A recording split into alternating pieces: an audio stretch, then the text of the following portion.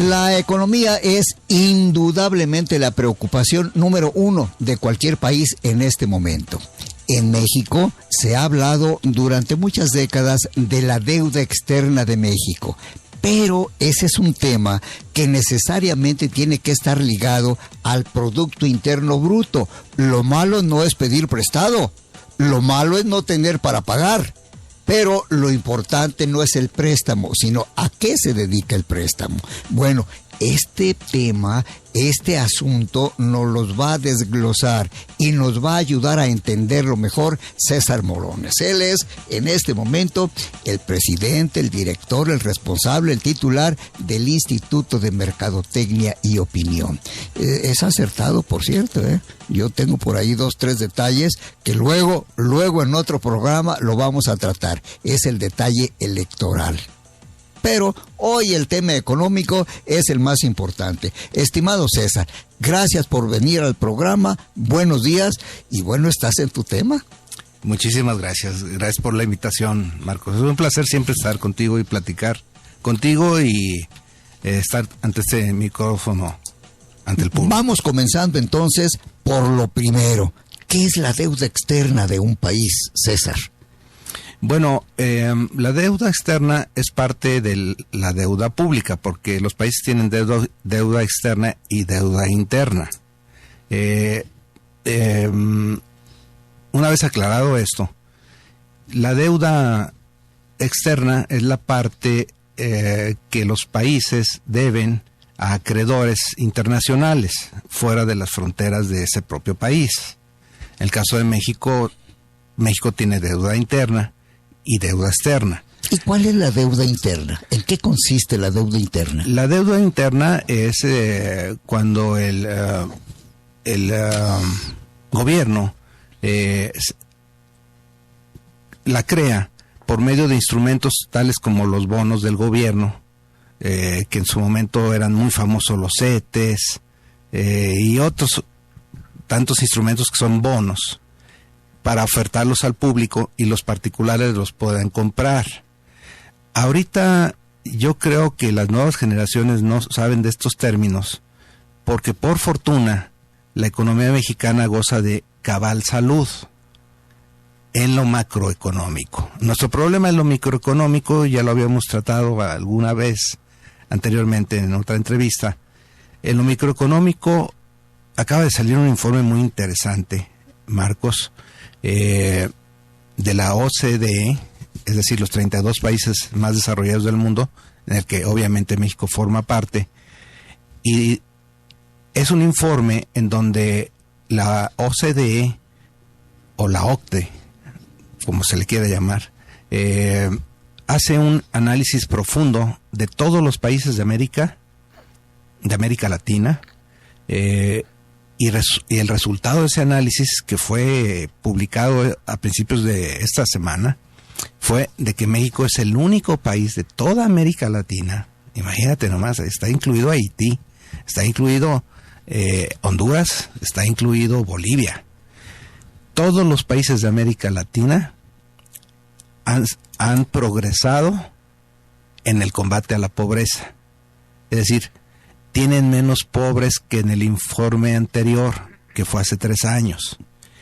Quiere decir que en 3 años México es el único país de América Latina en donde, no obstante de tener la sana economía que se tiene en lo macroeconómico, como no se tenía desde hace más de 100 años con Porfirio Díaz. Y me atrevo a decir que hoy están más sanas que con Porfirio Díaz. En lo microeconómico son las empresas, son los pequeños negocios, son las familias y son las personas. A eso me refiero en lo microeconómico. México está en un lugar de los últimos de la tabla de todas las naciones en desigualdad. Y esto no es un pronunciamiento incendiario de mi parte de ninguna manera. Son informes que los tienen prácticamente todos los organismos internacionales, como el Banco Mundial, el Fondo Monetario Internacional, la CIA, que también ya como tú bien lo dices, el tema económico es un tema central para la inteligencia de los Estados Unidos. Ya maneja datos económicos. Para el mundo entero es totalmente sabido que México tiene una enorme fortaleza económica, pero está aparejada con una enorme desigualdad. Estamos en el lugar número 11 como potencia mundial económica, pero estamos en el lugar número 132 de los países que integran la ONU en desigualdad. Pero hay una cuestión, César, entonces explica esa contradicción en que somos un país, entre comillas, rico, pero somos un pueblo pobre. ¿Cómo está esa correlación? Así se lo mencioné yo en una mesa en Finlandia a los colegas de Rusia y de Estados Unidos. Estaban también los colegas de Italia. Cuando me preguntaron las personas de Rusia, los colegas que se dedican a la opinión pública, y México, les dije exactamente esa expresión: México es un país rico con un pueblo pobre. ¿Cómo se explica? Pues bien sencillo. Si yo soy padre de familia y gano mucho dinero, yo, en mi criterio, tengo la opción de compartirlo con mis hijos y con mi esposa y portarme bien y que todos salgamos adelante juntos.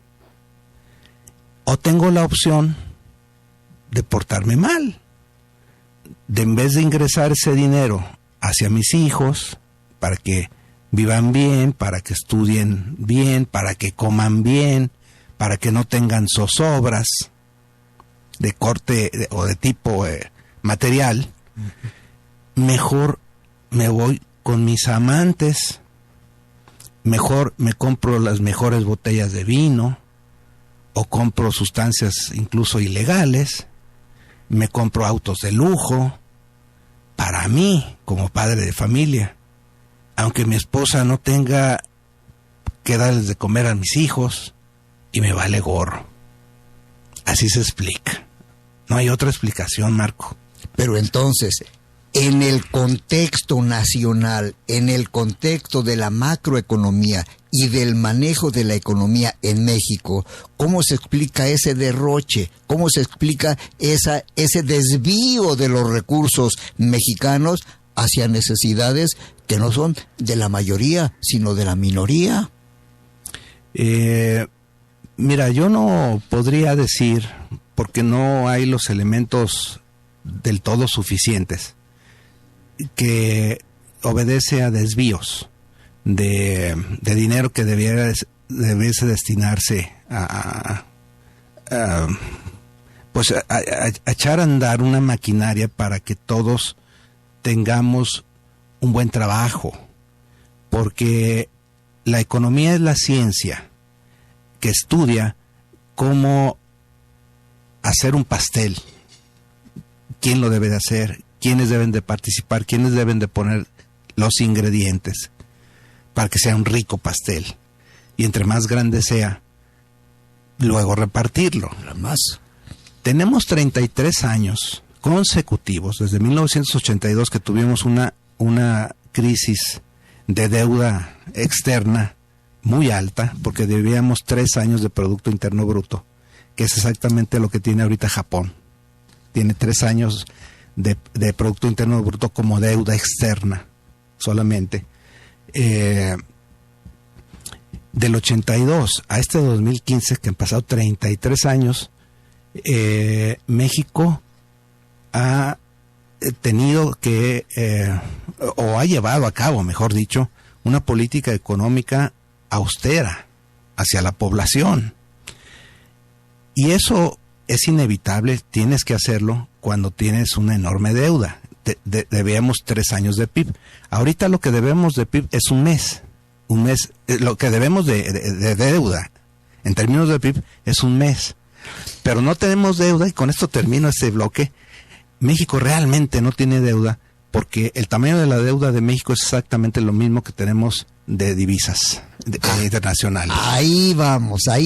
Creo que es importante que César Morones nos diga la relación entre lo que debe un país y su Producto Interno Bruto, porque lo decía al principio del programa, lo malo no es pedir prestado, no, lo malo es no tener para pagar la deuda, y esto quiero que nos lo explique con números.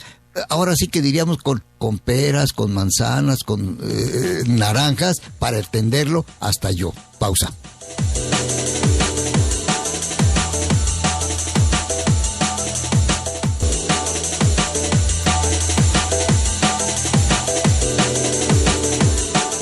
César Morones nos está explicando la relación entre la deuda externa de un país y su Producto Interno Bruto. Vamos comenzando porque nos explique qué es el Producto Interno Bruto de un país, César. Lo voy a poner en términos de la familia, como es el ejemplo con el que finalizamos el anterior bloque. Es lo que ingresa a la familia producto del trabajo de quienes estén trabajando, ya sea el padre de familia o la madre de familia, o algunos hijos, o todos los hijos, etcétera, etcétera. Todo lo que ingresa a un hogar, eso es el ingreso familiar. El Producto Interno Bruto es un término tal vez técnico, pero también se le puede llamar, y no es mal dicho, ingreso nacional. Es todo lo que le ingresa al país, producto de lo que hacemos los mexicanos en el ámbito de los trabajadores, principalmente, en el ámbito de los empresarios que ponen el capital, en el ámbito de todo lo que producimos en mercancías y en servicios, y eso tiene un valor. Es decir, en cuánto se vendió todo lo que México produjo, en cuánto se vende. Pues eso tiene un valor, porque si no se pudiera cuantificar, pues sería un caos. Ni siquiera existiría la ciencia económica, no existiría si no hubiera un sistema de cuentas nacionales, que se denomina así. En la escuela, en la carrera de economía, eso son de las cuestiones más básicas que te enseñan. Hay cuentas nacionales. Como también en una familia, pues el ama de casa o el padre de familia o el responsable de la familia tiene que hacer cuentas para saber que no debe de gastar más de lo que ingresa, o que si lo hace, pues sí sea con la responsabilidad de saber cuánto me va a ingresar. Esa responsabilidad no se tuvo durante 2 sexenios, y me quiero referir al de Luis Echeverría, 70-76, y al de López Portillo, 76-82. ¿Por qué? Porque Luis Echeverría toma al país con $4,000 millones de deuda y lo deja con 20,000 millones. López Portillo lo toma con 20,000 millones de dólares de deuda y lo deja con 80,000 millones de dólares de deuda, creyendo que el petróleo iba a ser nuestra salvación, y con aquel exceso de frivolidad prepararnos para administrar la riqueza, nos dijo. Ya me ganaste la expresión, y qué bueno qué bueno que lo digas tú y no yo. Es mejor.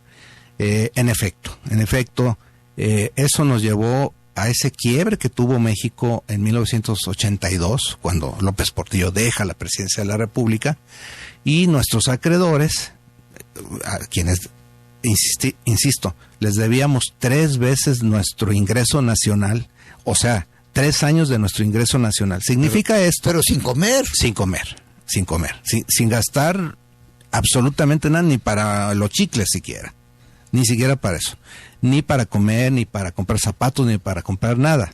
Eso es lo que significa deber 3 veces el PIB.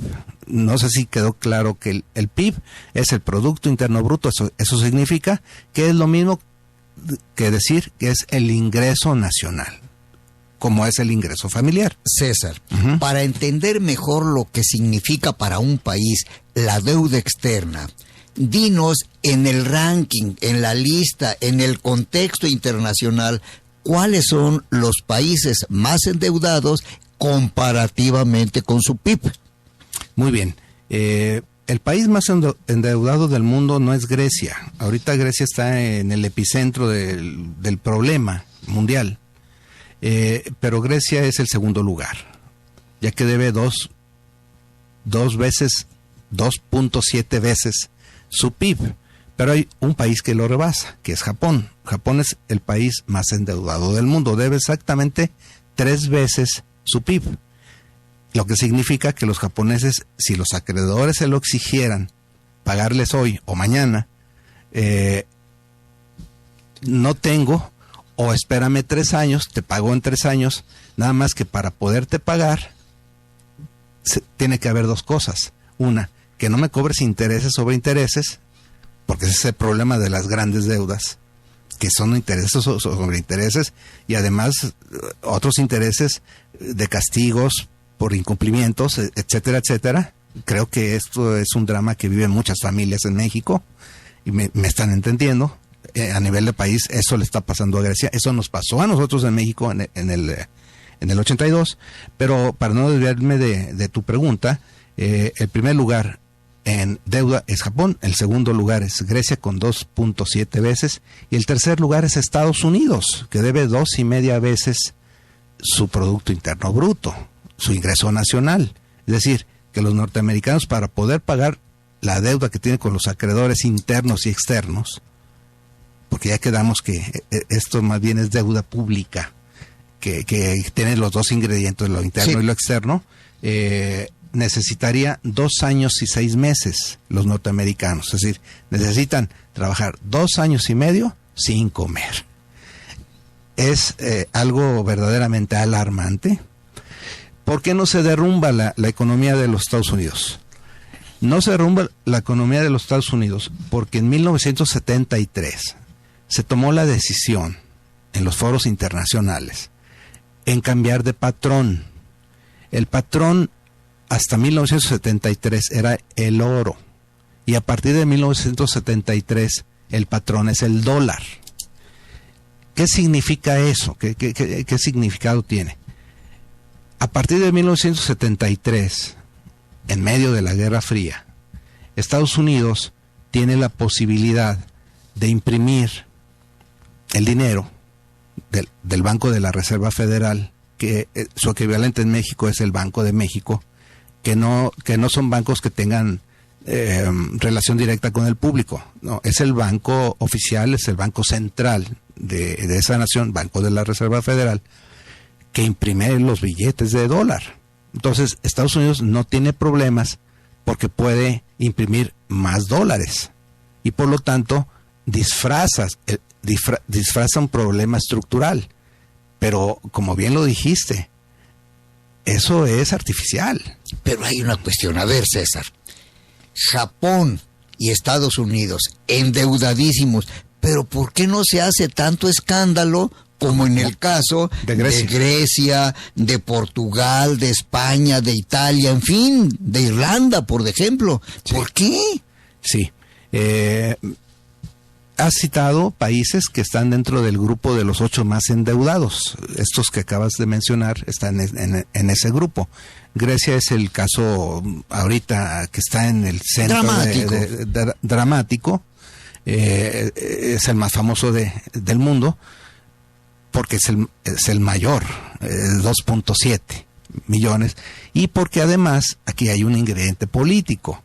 Las elecciones fueron ganadas por un partido nuevo de extrema izquierda, que cuando llega y toma posesión y se da cuenta del tamaño de los compromisos internacionales que debía de cumplir, dice: oye, yo no tengo para cumplir con esos compromisos, y además yo no me comprometí, ni el pueblo tampoco se comprometió, fue la irresponsabilidad de quienes gobernaron antes que yo llegara. Y por eso se hace ese punto de quiebra en el caso de Grecia. Eso es lo que está en juego.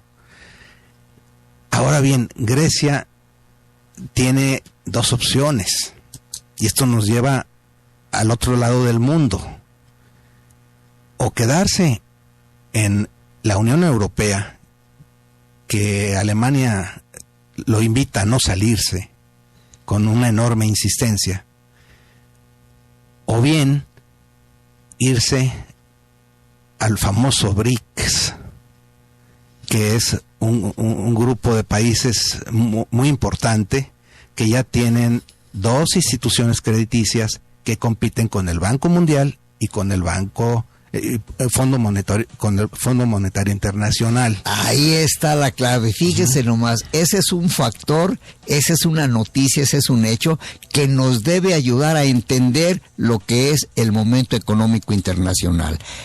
Rusia, China y la India forman un bloque. Brasil, un bloque verdaderamente trascendental. César Morones nos lo explicará después de una pausa.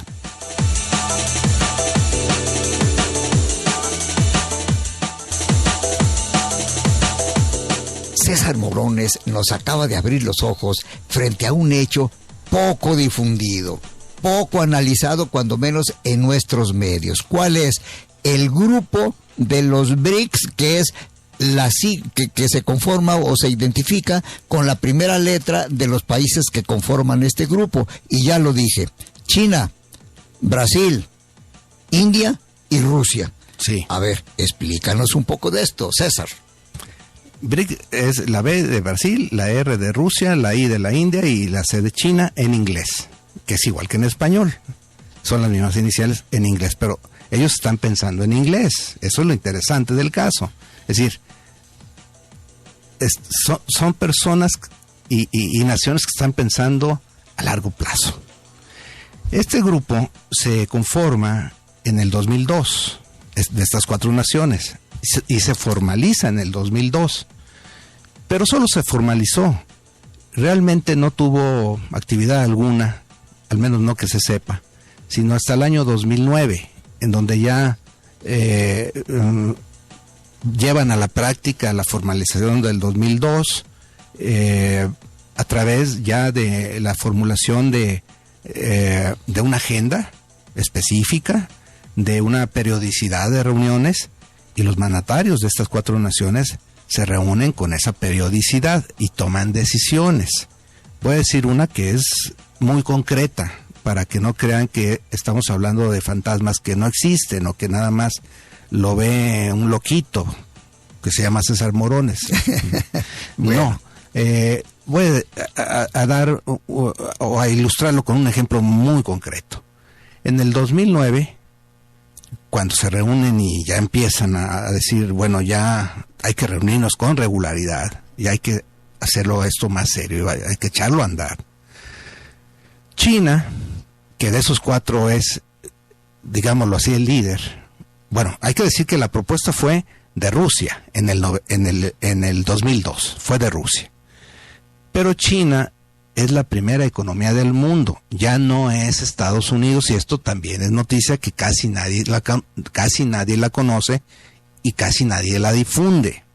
En Estados Unidos no se difunde, en México tampoco, pero bueno, las cifras están, nomás hay que buscarlas, sí existen las cifras. China ya rebasó a Estados Unidos el año pasado, tuvo un Producto Interno Bruto mayor que el de Estados Unidos por primera vez en la historia. Y por primera vez en muchísimo tiempo, Estados Unidos ya no es la primera potencia mundial, es China. Entonces, China en realidad es quien lidera al grupo. Entonces propone en el 2009 la incorporación de Sudáfrica. Sudáfrica, un país que viene saliendo del apartheid. Estuve en Sudáfrica hace unos cuantos meses en ocasión de la Asamblea Anual del Programa Internacional de Encuestas Sociales al que pertenece México y que es representado por el IMO que tu servidor preside. Y pude conocer ese país, un esplendoroso país. Es un país clave por varias cosas. Es el único país de África que habla inglés, porque fue conquistado primero por los portugueses, pero los ingleses le quitaron la conquista, lo quitaron al país a Portugal, y por lo tanto los ingleses dejan Sudáfrica hasta hace relativamente pocos años. estamos hablando de la década de los 60. Todavía la influencia británica era absoluta en Sudáfrica, lo que significa que era un país pro-occidental. Los ingleses se retiran, dejan al país. Hay que hablar aquí mucho de la figura de Nelson Mandela, que estuvo preso 26 años. Sale preso, es candidato a la presidencia de la República, se convierte en presidente de la República y le cambia el rostro a Sudáfrica. Hoy Sudáfrica es una nación próspera, no es una economía de lo fuerte de lo que es México, de ninguna manera, no está en el grupo de los 20 que conformamos México es la economía 11, lo repito. Sudáfrica no tiene ese ingreso nacional que tiene un país como México, pero tiene otra importancia, que es el país con la reserva probada de diamantes más grande del mundo. Y los diamantes bien podrían ser el patrón del futuro. Uno nunca lo sabe, porque estoy diciendo que hace apenas unos cuantos años, en 1973, el patrón era el oro. Ahorita es el dólar. Pero si Estados Unidos sigue decayendo en el ranking, entonces algún día el patrón va a ser otro. No sabemos cuál vaya a ser. Lo que sí sabemos es que la gente que maneja mucho dinero sabe que la mejor forma de tener dinero seguro y en muy poco volumen son los diamantes. Y Sudáfrica es el primer lugar mundial en reservas probadas de diamantes, reservas que están sin explotar. ¿Por qué se supo eso? Porque en Sudáfrica se sacaban muchos diamantes, se siguen sacando todavía, pero el gobierno sudafricano ha sido muy responsable y no ha querido abrir las minas. Hay una prohibición para abrir las minas y para abrir esas reservas, porque es estratégico para ese país. Pues este famoso BRIC, de esas 4 naciones, China lo propuso en el 2009, se lo propusieron formalmente a Sudáfrica, Sudáfrica lo acepta formar parte de ese grupo en el 2010, y a partir del 2011 ya no existe el BRIC, sino el BRICS, es decir, se le agrega la S de Sudáfrica, que también es S en inglés. Pero a ver, yo te pregunto una cosa, esos 5 países del BRICS, ¿cuánto deben? Nada. ¿Cómo que nada? No tienen deuda, ninguno de ellos. No tienen deuda. ¿Brasil? Brasil no tiene deuda, igual que México. México, creo que ya lo dijimos, no tiene deuda. Sí lo dijimos, ¿no? Sí. Bueno, ¿tiene deuda? ¿Es figurado eso o real? Es figurado. ¿Por qué? Porque oficialmente México tiene una deuda pública de $200 mil millones. Sí, pero nuestra Reserva Internacional de Divisas en dólares es de 200 mil millones. Es decir, que si nos exigen pagar la deuda mañana, podemos decir, ahí tienes tu dinero mañana. ¿Lo quieres para hoy? Déjame ver si alcanzo los bancos, pero te pago hoy mismo, si lo quisiéramos hacer. México no tiene problema, no tiene deuda. ¿Y por qué no lo hace? Porque los acreedores no quieren que se les pague. O sea que hay que cobrar intereses, ¿o qué? Sí, por un lado, y por otro, México, no pongas el mal ejemplo también que te has portado. ¿Para qué pones el mal ejemplo a otros? No vaya a ser que también se les ocurra pagarnos la deuda. No nos conviene que nos pagues la deuda. ¿Por qué? Uno, ya lo dijiste, porque las deudas generan intereses. No son gratis. No son gratis. Y los intereses no son bajos. Tienen que ver con oferta y demanda, tienen que ver con factores económicos, pero no son bajos los intereses. Entonces, me conviene seguir cobrando intereses. Mejor no me pagues el principal. Eso por un lado, pero eso es lo menos peligroso. Lo más peligroso es que me conviene a mí como acreedor internacional que sí me debas tú, México, para poder tener un interventor ahí contigo adentro. y tomar las decisiones económicas conjuntamente contigo. César, eso me hace llevar de la mano a una reflexión. Fíjese, la Biblia dice, el que pide prestado se vuelve esclavo del que le presta. Así de sencillo. Vamos a seguir con este tema, pero nos vas a decir, César, es el nuevo equilibrio que se está gestando. Esos 5 países que ni deuda tienen y que están manejando ya gran parte de la economía mundial. ¿Qué significa eso? ¿Y qué papel puede jugar México dentro de ese nuevo contexto? Pausa.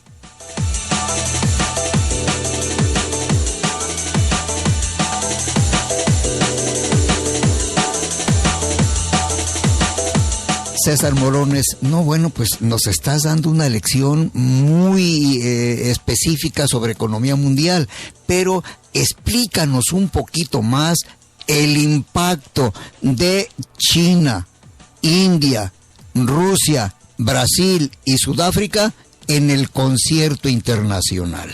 Con mucho gusto, Marcos. Mira, China, ya lo dijimos, es la economía número 1. La India es la economía número 3.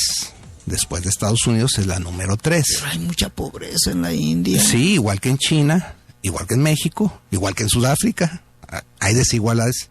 Porque una cosa es que los países sean ricos con pueblos pobres, que es el caso de México. País rico con pueblo pobre. China es un país, es el país más rico del mundo, y ya de los 1.200 millones de chinos que hay, 200 millones son clase media. Es una clase emergente que ya puede viajar por el mundo. Ya los vemos en Frankfurt y en Múnich, en Berlín y en Roma y en Guadalajara. Y en Guadalajara. Bueno, sí, perdón. Ese es el caso de China. El caso de la India es muy similar porque pues, la India pues toma el ejemplo de China. Son países tan vecinos como México y Estados Unidos, aunque culturalmente sean diferentes, pues son vecinos, comparten la misma frontera común, con muchos kilómetros. Y la India, Rusia es el 6º lugar y Brasil es el 7º lugar. Es decir, estamos hablando que el BRIC original, el primer grupo, tiene un peso en la economía entre el primer lugar y el 7º lugar. Ya dijimos el caso de Sudáfrica y su importancia, que además es geográfica también, porque está en el centro entre Oriente y Occidente. Sudáfrica no tiene importancia económica en este momento, pero dijimos que tiene una reserva probada de diamantes muy importante, es la primera del mundo. Y te voy a dar un dato que Occidente lo conoce, que es el siguiente. Hacia finales del año 19, ahorita estamos en el año 15, es decir, dentro de 4 años, tan solo el BRIC, o sea, el BRIC original, sin contar Sudáfrica, que repetimos, entre la economía número 1 y la 7 son los 4 países que conforman el BRIC. O sea, de los 7 países más ricos del mundo, 4 son el BRIC. Bueno, esos 4 países van a tener en 4 años más ingreso, o sea, más PIB, sí, que ya lo explicamos lo que es. Entre los 4, el ingreso conjunto de esas 4 naciones va a ser superior al ingreso conjunto de 6 naciones claves en el hemisferio occidental, que son Estados Unidos y Canadá en América, y en Europa, Alemania, Francia, Gran Bretaña e Italia. Las 4 principales economías de Europa y las 2 principales economías de América del Norte, es decir, 6 países occidentales ya van a tener menos ingreso que el que tiene el BRIC, 4 naciones. ¿Y eso sin deuda? ¿En qué va a repercutir eso en la economía? Pues va a repercutir severamente, porque hay que recordar que los del BRIC no solo no tienen deuda, sino que tienen ahorros. parte de esos ahorros los dedicaron a fundar, que ya es la agenda, ya están ejerciendo la agenda. Fundaron 2 instituciones crediticias que son las contrapartes del Banco Mundial y del Fondo Monetario Internacional, con lo cual se rompe el monopolio del crédito mundial y estos países no necesitan pedir prestado porque les sobra dinero. Estos 4 les sobra dinero. A estos países ya han recurrido ya otros de Europa del Este, sobre todo, más otros más. Creo que Argentina también. No estoy tan seguro, pero creo que Argentina también ya recurrió al BRICS y a sus 2 instituciones para que le presten dinero. Es decir, poco a poco se va a ir abriendo el abanico, iba a decir la avenida, bueno, tal vez. Yo creo que sí, la autopista. La autopista, bien pavimentada, balizada, etcétera, para que muchos países, que no es el caso de México, porque ya dijimos que México no necesita recurrir a crédito, somos un país autosuficiente, absolutamente, pero otros países emproblemados, como Grecia, le hicieron guiños. Le están haciendo guiños. El BRIC a Grecia. Y si el Fondo Monetario Internacional y el Banco Mundial, que son los 2 acreedores que más están presionando para que Grecia sí les pague, el nuevo gobierno griego puede optar por, ¿sabes qué? Mejor me salgo de la Unión Europea y mejor pido los créditos que necesito para salir adelante, porque no tienen con qué salir adelante, con las instituciones crediticias del Oriente, que así se denominan. Interesante, pero a ver, ¿y México? Ahí te repito lo que te preguntaron los rusos en Finlandia. Sí. ¿Y México? Mira, México no se ha dado cuenta. Ya hablamos de la importancia geográfica que tiene Sudáfrica, que está en el punto medio entre Oriente y Occidente. Exactamente son los mismos kilómetros. Si tomas un avión en Johannesburgo o en Cape Town, la capital política y económica respectivamente, haces el mismo tiempo a Japón o China que a Estados Unidos o México, o a Brasil. No, a Brasil se hace mucho menos, está muy cerca.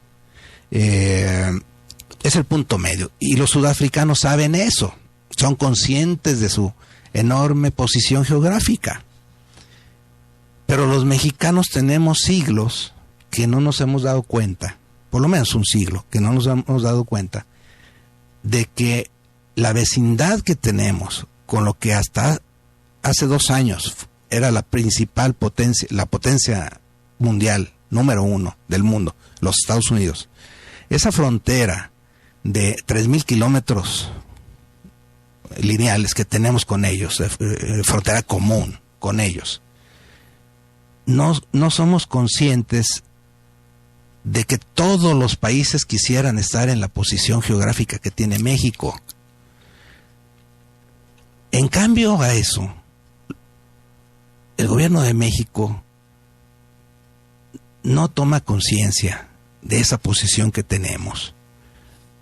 No logra tomar conciencia de las cuentas nacionales que nos son muy favorables, tan favorables como no nos habían sido hasta hace más de 100 años. No habíamos tenido tanto ingreso. Y México, si fuese consciente, jugaría un papel fundamental, un papel clave. México no está para seguir aceptando condiciones que le presenta el gobierno de los Estados Unidos o su Congreso, que a veces juegan a ello. No es que el Congreso no me deja, no es que el presidente no ha mandado, no. Juegan con México. No, México está como para ponerle las condiciones a Estados Unidos. Vamos al BRICS. No, digo, es una expresión totalmente irresponsable de mi parte. Pero yo, para concluir, te voy a decir, entonces, si estamos tan bien en las cuentas nacionales grandotas, ¿por qué estamos tan mal individualmente, César? ¿Hacia dónde debemos encaminarnos para salir de esto? Que haya comida en las mesas, que haya vestido para los niños, que haya mejor calidad de vida. Mira, Marcos, dolorosamente hay que decirlo, no es ni por falta de conocimientos. El gobierno sí tiene los conocimientos, el secretario de Hacienda tiene los conocimientos, el gabinete económico tiene los conocimientos, tenemos los recursos para que ningún mexicano sea pobre, condición que ahorita 1 de cada 2 es pobre, pero hay el dinero suficiente para que nadie sea pobre. Entonces, falta voluntad. Ay, caray, bueno, nos dejas cuando menos con un motivo de reflexión. César Morones, muchas gracias porque vienes a este programa, gracias a usted que nos estuvo escuchando, y yo le rogaría que vuelva a escuchar los datos que nos dio César hoy. Hoy a las 8 de la noche es la repetición de este programa. Gracias, pásela bien. Gracias, César. Al contrario, muchas gracias a ti, Marcos, como siempre.